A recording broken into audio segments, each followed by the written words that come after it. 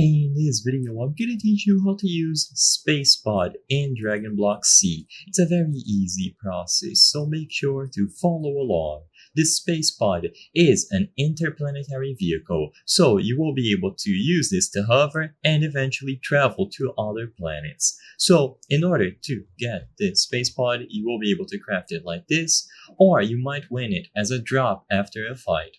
So, after you defeat specific enemies, you will find the space pod, or you can craft it depending on which version you are on and depending on which approach you want to take. Once you have this space pod item, you can right click with it on the ground and it will summon the space pod, so it will be hovering. Now, to actually enter this space pod, this is where most people get confused. By default, you have to press the middle mouse button. So it is a little bit weird, but that is the button that you have to use to get inside. So instead of right clicking, use the middle mouse button. If you want to change the button that you use to get inside, either because you don't have a scroll wheel or it isn't working, go into the controls, so settings, access the controls, and look for pick block.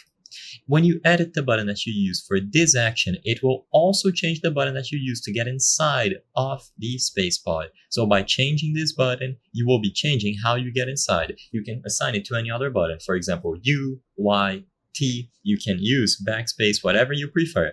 But by default, like I said before, it is going to be the middle mouse button. So immediately upon pressing the middle mouse button or whatever button you set up here, you will get inside. So you will be able to look around. You have this visor or this glass where you can see the outside. And if you right click on this panel here after you turn your camera, you will be able to choose your destination. Depending on the version of the mod that you have, this might look different, but all that you have to do now is choose the select option and you will see all of the destinations available for you to travel to.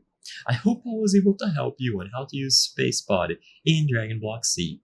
If this video helped you, please be sure to leave a like and subscribe for more very easy tips. Thank you for watching.